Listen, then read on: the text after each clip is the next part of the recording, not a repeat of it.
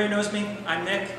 Most people know me as one of the wine guys, one of your go-to people when it comes to wine. However, I'm also a beer expert. It's called the Cicerone. It's essentially the beer equivalent of a sommelier. So today we're going to talk about beer. Most people don't know, beer is really very basic. It's grain, typically barley or wheat, hops, water, and yeast. That's it. All right, so in front of me, I have 3 different beers. You got your basic Coors Light. In the center is an amber ale, and on the right is a Hazy IPA. So just a little bit about these beers. You know, Coors Light is a pretty standard American adjunct lager. Your amber ale, it's an American style amber ale. I'll get more into that in a little bit. And then you have your Hazy IPA or West Coast IPA. First thing I want you to look at is you can notice the head, the top part of each beer. I poured these maybe 3-4 minutes ago, and you can see the Coors Light lost most of its head. That's because the Coors Light is being force carbonated with CO2.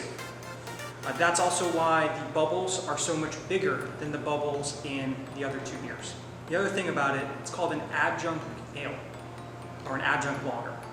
The reason is they add things to it to give it flavoring. They add coloring, they use rice is a large component of it, corn, things like that. So it's not your typical grains. It has a lot of things added to it, brings down the calorie count, makes it more inexpensive, and just kind of gives it the typical American adjunct flavor. Your Bud Light, Coors Light, Miller Lite, Michelob Ultra, all these things taste relatively the same in the grand scheme of things. In the middle, the Bell's Amber.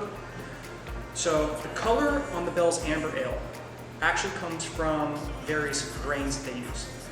They roast the grains for a little bit before they start the fermentation process and making the beer.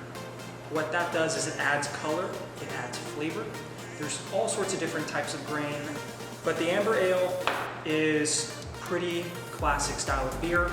It's called an Amber Ale because of its color. It's very malty, which is a flavor characteristic you get from the grain. It's kind of a sweetness component, similar to what you might find in a nice red. The American Amber Ale is called an American Amber Ale because in America we have this style we do where we add more hops to the beer. Hops does 2 things. It acts as a natural preservative as well as a flavoring component. While an American Amber Ale has a hop forward note, it may transition more into a malty note, which is what this beer does. This Amber Ale by Bell's Brewery, they have a lightly hoppy note up front, a little bit of pine, and then it transitions into a light maltiness, and the malt kind of develops and continues to evolve, and you almost get like honey, roasty notes towards the end of it. So it's a very complex beer for an amber ale. Alright, so the last beer we have is our Hazy IPA. This is by Stone. Stone is San Diego based. They're probably one of the better known California IPA makers. What they did is they made what's called a Hazy IPA. So the Hazy IPA is a New England IPA as opposed to the other IPA we have, the Melvin Brewery IPA, which is a West Coast style IPA. The Hazy IPAs, as you can tell, are hazy. So IPAs, just for a little bit of history, is an English style beer, and it's called an India Pale Ale. Not Indian, India.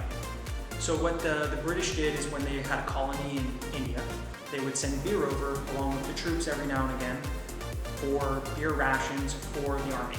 However, they found that the beer would spoil sometime along the way. So they added more hops to the beer, tying back to before, mentioned it's a preservative. So they would overhop the beer, they'd overhop what was called a pale ale, serve it in India, India pale ale. So with the Hazy IPA, you're going to also typically see more fruit components in the hops. They use hop components that add more tropical fruit notes. Especially this one. This Stone Hazy IPA has passion fruit, orange, and guava fruit characteristics in it. Well, I hope everybody was able to learn something today. Beer at its core is really very simple. If you have any questions about beer, if you want to ask for a beer recommendation, feel free to give me a call, shoot me an email. Take care, Mr. Verdict.